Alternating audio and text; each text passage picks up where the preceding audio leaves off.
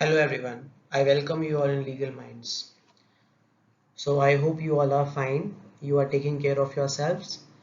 The corona cases are increasing. Corona का काल बहुत ही बुरी तरह से लोगों को प्रभावित कर रहा है और मैं आशा करता हूँ कि आप लोग अपने घरों में होंगे, टाइम को यूटिलाइज कर रहे होंगे, अपनी सेहत का ख्याल रख रहे होंगे और इसी के साथ आज हम सेकेंड लेक्चर लेकर आए हैं ये कॉन्स्टिट्यूशन लॉ का सीरीज़ बहुत एक्टिवली चलेगी। रेगुलर लेक्चर्स आपके आएंगे और आज के टॉपिक में हम डिस्कस करेंगे introduction of basic structure doctrine. तो बेसिक स्ट्रक्चर डॉक्ट्राइन क्या होती है उसको एक शॉर्ट में ब्रीफ में समझेंगे और कॉन्स्टिट्यूशन इवॉल्व कैसे करता है, कॉन्स्टिट्यूशन अपने आप कैसे चेंज होता रहता है, जैसे जैसे समय आगे बढ़ता है वैसे वैसे कॉन्स्टिट्यूशन में भी बदलाव आते रहते हैं। तो ये चीज़ें आज हम समझेंगे कि ये कैसे होता है। इससे पहले मैं लेक्चर रिकॉर्ड स्टार्ट करूं, आप लोगों से आशा करता हूं, उम्मीद करता हूं कि आप हमारे लेक्चर्स को बार बार देखें, लाइक करें, कमेंट करें, सब्सक्राइब करें, अपने फ्रेंड्स फैमिली में इसको शेयर करें। आपके पास तक हम अपडेटेड मटेरियल लेकर आते हैं जो कि बहुत ही इम्पॉर्टेंट है और कॉन्सेप्चुअल क्लैरिटी आपकी इसमें होनी चाहिए। इसी के साथ चलिए लेक्चर को स्टार्ट करते हैं। आज हम बात करेंगे introduction to basic structure doctrine की, जहाँ पे हम ये देखेंगे कि बेसिक स्ट्रक्चर डॉक्ट्राइन क्या होती है, ठीक है, और उसका एक ब्रीफ समझेंगे कि क्या मतलब होता है इसका, क्या इसका रेलेवेंस है और क्यों हम इसको करते हैं। और उसके साथ ही हम देखेंगे कि कॉन्स्टिट्यूशन इवॉल्व जो हो रहा है वो किस माध्यम से, किन किन चीज़ों से ये इवॉल्व होता रहता है। तो दो चीज़ें इंपॉर्टेंट हैं जो आज हम इस लेक्चर में समझेंगे।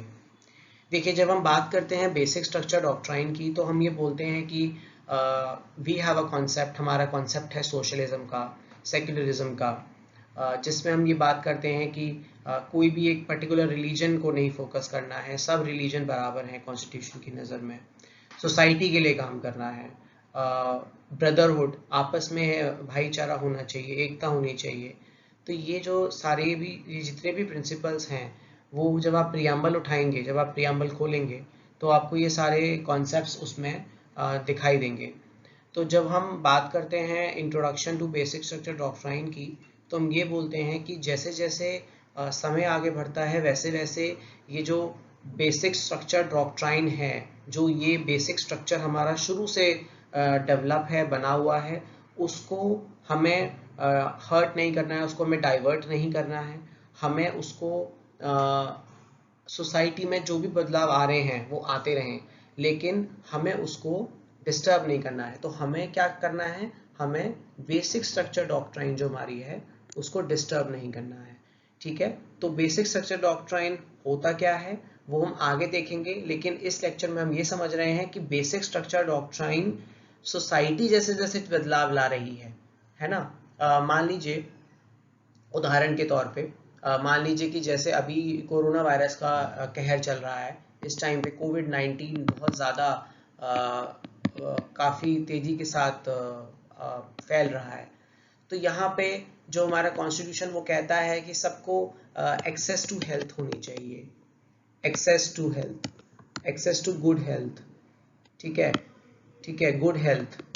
प्लीज़ मेरी हैंड राइटिंग को थोड़ा इग्नोर कर दीजिएगा, अगर कोई दिक्कत होगी तो I will try to improve my handwriting for that. तो हमारा अभी जो बेसिक स्ट्रक्चर डॉक्ट्राइन है, अभी जो हमारा एक कॉन्स्टिट्यूशनल प्रिंसिपल है, वो ये कहता है कि सबको अच्छी स्वास्थ्य सेवाएं मिलें, किसी के साथ कोई भेदभाव ना किया जाए, वैक्सीनेशन लगाने से लेकर, हॉस्पिटल में ऑक्सीजन बेड्स की अवेलेबिलिटी को लेकर, वेंटिलेटर सुविधाओं को लेकर, कोई भी सुविधा, किसी भी तरह की जो भी स्थिति है उसमें आप किसी को भी कोई भी डिस्क्रिमिनेशन ना किया जाए, सबको अच्छी हेल्थ का एक्सेस मिले, ठीक है। तो ये हमारा कॉन्स्टिट्यूशनल प्रिंसिपल है जो ये कहता है और हमें इसके साथ फॉलो करना चाहिए, स्टेट गवर्नमेंट्स को भी फॉलो करना चाहिए और ये उनकी रिस्पॉन्सिबिलिटी भी है, ठीक है, वो भेदभाव नहीं कर सकते। अब जब मैं ये बोलता हूँ कि ये सब जो है एक बेसिक स्ट्रक्चर डॉक्ट्राइन का पार्ट है, ये इम्पॉर्टेंट है विद रिस्पेक्ट टू आपके कॉन्स्टिट्यूशन प्रिंसिपल्स के, तो जैसे जैसे सोसाइटी में बदलाव आ रहे हैं वैसे वैसे जो बेसिक स्ट्रक्चर डॉक्ट्राइन है उसमें भी बदलाव आते हैं, लेकिन आप उनको कंप्लीटली चेंज नहीं कर सकते। जैसे उदाहरण के तौर पे पहले जो राइट टू एजुकेशन था, RTE, right to education act, पहले राइट टू एजुकेशन हमारा सिर्फ एक फंडामेंटल हमारी फंडामेंटल ड्यूटी थी कि हमें सबको एजुकेशन देनी है। एक fundamental director principle of state policy थी कि सबको एजुकेट करिए। लेकिन बाद में क्या हुआ कि इसको हमने फंडामेंटल राइट में भी इंक्लूड कर दिया 21A में, और हमने बाद में इसको थ्रू RTE एक्ट 2005 भी इसको हम लेकर आए। ठीक है, हम RTE एक्ट भी लेकर आ गए, राइट टू एजुकेशन एक्ट, जिसमें हमने बोला कि 6 से 14 साल के जितने भी बच्चे हैं उनको free and compulsory basic elementary education हम प्रोवाइड करेंगे। तो ये क्या है, ये एवोल्यूशन ही तो है। पहले वो जो एक राइट था, जो एक मियरली सिर्फ एक फंडामेंटल ड्यूटी या DPSP director principle of state policy तक सीमित था, बाद में वो एक फंडामेंटल राइट भी बन गया 21A में, और बाद में उसके बाद वो एक्ट भी बना। तो ये जो भी आपको एक स्टैट्यूटरी देखिए एक्ट से आपको क्या मिला, यहाँ से आपको मिला कॉन्स्टिट्यूशनल राइट, है ना, क्योंकि आपके कॉन्स्टिट्यूशन में वो निहित हो गया, कॉन्स्टिट्यूशन में आ गया, तो यहाँ आपको मिला कॉन्स्टिट्यूशनल राइट, और यहाँ पे आपको मिल गया स्टैट्यूटरी राइट। स्टैट्यूटरी मतलब जो जब भी कोई स्टैट्यूट उसको एक राइट देता है तो उसको स्टैट्यूटरी राइट कहते हैं। तो जैसे ही राइट टू एजुकेशन जो है आपका फंडामेंटल कॉन्स्टिट्यूशनल राइट था, फंडामेंटल राइट था, आपका स्टैट्यूटरी राइट हुआ, तो ये जो भी हम बातें कर रहे हैं ये सब इवोल्यूशन ही तो है। यही सब तो जैसे जैसे सोसाइटी आगे बढ़ रही है वैसे वैसे ये सब इन चीजों में बदलाव आता है। तो इनका सबका यही है कि अगर आपको एक अच्छी सुविधाएं, अच्छी फैसिलिटीज लोगों को प्रोवाइड करनी है, तो उसके लिए आपको ज़रूरी है ये इंश्योर करना कि जितने भी लोग हैं उनको एक अच्छी सुविधा, अच्छी facility with respect to health, सबको अच्छा स्वास्थ्य चाहिए, सबको अच्छी एजुकेशन चाहिए, सबको अच्छा स्टैंडर्ड ऑफ लिविंग चाहिए। अगर आज के काल में हम देखें, आज के काल में आपको क्या लगता है, एजुकेशन ज़्यादा इंपॉर्टेंट है या हेल्थ ज़्यादा इंपॉर्टेंट है? ऑब्वियसली हेल्थ ज़्यादा इंपॉर्टेंट है, क्योंकि ये हमारा आज की प्रेजेंट डे रिक्वायरमेंट है। जब मैं लेक्चर रिकॉर्ड कर रहा हूँ उस सिचुएशन में देयर आर मेनी पीपल, जो बहुत से लोग हैं जो ग्रसित हैं, जो बहुत ही परेशान हैं, और उन लोगों के परिवार जो है इस हिम्मत की इस घड़ी में अपने आप को संभाले बैठा है। ठीक है, बहुत से परिवार ऐसे हैं जो हमें सुन रहे हैं या मुझे सुन रहे होंगे, वो एक हिम्मत के साथ अपने परिवार के साथ बैठे हैं अपने घरों में, सुरक्षा के साथ, एक उम्मीद के साथ कि हम लोगों को वैक्सीन लगेगी, बिना किसी डिस्क्रिमिनेशन के लगेगी, और ऑब्वियसली लगनी भी चाहिए बिना डिस्क्रिमिनेशन के। जिसका जब अधिकार अगर किसी को है, राइट है, तो उसको वो मिलना चाहिए। तो यही सब क्या है, ये सब हमारी एक रिक्वायरमेंट है। हम एक रिक्वायरमेंट ये कहते हैं कि हमें एक्सेस टू गुड हेल्थ चाहिए, एंड ये हमारे कॉन्स्टिट्यूशन प्रिंसिपल का एक पार्ट है। जब हम बोलते हैं कि एवोल्यूशन, अब जब हम बात करते हैं एवोल्यूशन ऑफ कॉन्स्टिट्यूशन की, तो यहाँ पे हम तीन बातें करते हैं कि अगर आपको कॉन्स्टिट्यूशन के अंदर कोई बदलाव लाना है तो you have to do three things, आपको तीन चीजें करनी पड़ेंगी। पहला, आपको अमेंडमेंट लाना पड़ेगा कॉन्स्टिट्यूशन के अंदर। ठीक है, जैसे मैंने आपको बताया कि बहुत सारे ऐसे प्रोविजंस हैं जहाँ पे हमने अमेंडमेंट्स लेकर आए जहाँ पे हम अमेंडमेंट्स लेकर आए और वो हमने बहुत अच्छे से उनको फॉलो किया। जैसे अभी आप गुड्स एंड सर्विस टैक्स का आपका अमेंडमेंट आया, पहले वो इनडायरेक्ट टैक्स था, बाद में उसे हम गुड्स एंड सर्विस टैक्स में आया, वन टैक्स वन नेशन, इस तरह से एक फिलॉसफी, एक प्रिंसिपल हमारे आया, और वो अच्छे से फॉलो भी हो रहा है। वो एक अलग बात है कि उसमें जो भी लूप होल्स हैं वो एक अलग सब्जेक्ट मैटर है, लेकिन हाँ, हमने अमेंडमेंट लेकर आए और हमने कॉन्स्टिट्यूशन को बदला, तो इससे क्या हुआ, कॉन्स्टिट्यूशन का इवोल्यूशन हुआ, कॉन्स्टिट्यूशन में कुछ बदलाव आए। या फिर हम कैसे ला सकते हैं एवोल्यूशन कॉन्स्टिट्यूशन के अंदर, हम जुडिशियल डिसीजंस, जैसे जो भी है, जैसे 377 पे हमारा केस आया है ना, लैंडमार्क जजमेंट आया, पुट्टा स्वामी का प्रिवेसी के ऊपर आया केस, पुट्टा स्वामी का जजमेंट आया प्रिवेसी के ऊपर, और भी बहुत सारे जजमेंट्स आए।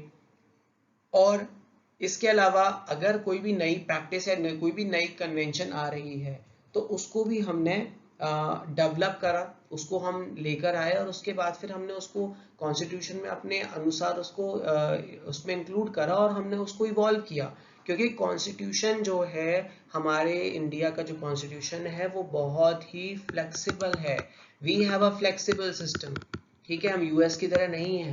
We are not like US कि हमारा एक बार कॉन्स्टिट्यूशन बन गया तो बन गया, छुट्टी, उसके बाद हमें उसमें कोई चेंजेस लाने की जरूरत नहीं है, ऐसा नहीं है।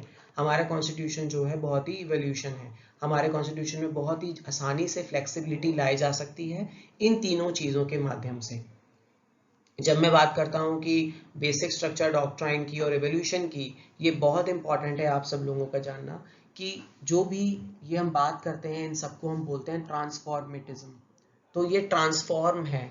अगर कॉन्स्टिट्यूशन रिजिड हो जाएगा, मान लीजिए कि अगर कॉन्स्टिट्यूशन ने कह दिया कि ये होगा और उसके बाद बाई चांस मान लीजिए कि आज से 20 साल बाद वो चीज़ अब ऑब्सलीट हो गई है, वो चीज़ अब पॉसिबल ही नहीं है होनी या होनी नहीं चाहिए, तो उस केस में क्या होगा?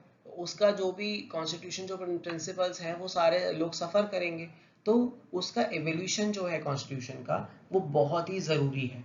जब मैं बात करता हूँ बेसिक स्ट्रक्चर डॉक्ट्राइन की, आप बदलाव कॉन्स्टिट्यूशन में लाइए, you bring changes in the constitution, आप बदलाव लेकर आइए, but you can not change the basic structure doctrine. And अगर मैं बात करता हूँ बहुत ही लैंडमार्क जजमेंट की, Kesavananda Bharati versus state of Kerala, ये एक लैंडमार्क जजमेंट है जो बात करता है 1973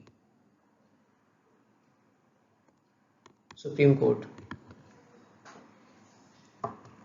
ओके, तो ये जो बात करता है Kesavananda Bharati versus state of Kerala, ये जो बात करता है, ये बात करता है आपके जो बेसिक स्ट्रक्चर डॉक्ट्राइन के प्रिंसिपल्स को लेके, जहाँ पे उन्होंने ये बोला है कि आपको जो चेंजेस लाने हैं आप लेकर आइए, हम आपको नहीं रोक रहे, लेकिन आप जो हैं वो कॉन्स्टिट्यूशन प्रिंसिपल्स लेकर आइए, चेंजेस लेकर आइए, लेकिन आप जो मेन प्रिंसिपल है, जो आपका मेन प्रिंसिपल है उसको आप टच नहीं कर सकते, और वो आपका टच करना बनता भी नहीं है, क्योंकि अगर आप उसको टच कर देंगे तो फॉर द वेरी इंस्टेंस उससे क्या होगा, उससे ये होगा, उससे ये जो 1973 का जो जजमेंट है केशवानंद भारती, वो इस चीज को बहुत ही क्लियरली मेंशन करता है। उससे ये होगा कि कॉन्स्टिट्यूशन का एक जो स्ट्रक्चर है, एक जो ढांचा है, वो पल से वो ढांचा विल नेवर बी देयर, ठीक है। अगर आप सब कुछ खत्म कर देंगे,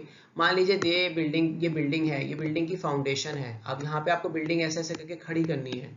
अब आप बिल्डिंग ऐसे खड़ी करना चाहते हो, ऐसे ऐसे करके बिल्डिंग खड़ी करोगे, जब तक आपका ये ढांचा मजबूत नहीं होगा तो ये बिल्डिंग कैसे इस पे खड़ी हो पाएगी? बिल्डिंग खड़ी नहीं हो सकती। अगर आपका ये जो फाउंडेशन है, ये जो आपका स्ट्रक्चर है, ये जो आपका बेसिक फाउंडेशन है, ये बहुत स्ट्रांग होना चाहिए। अगर आपका ये ढांचा स्ट्रांग होगा तभी आपका कोई भी सब्जेक्ट मैटर जो भी चीज़ है वो तभी आपकी स्टैंड कर सकती है।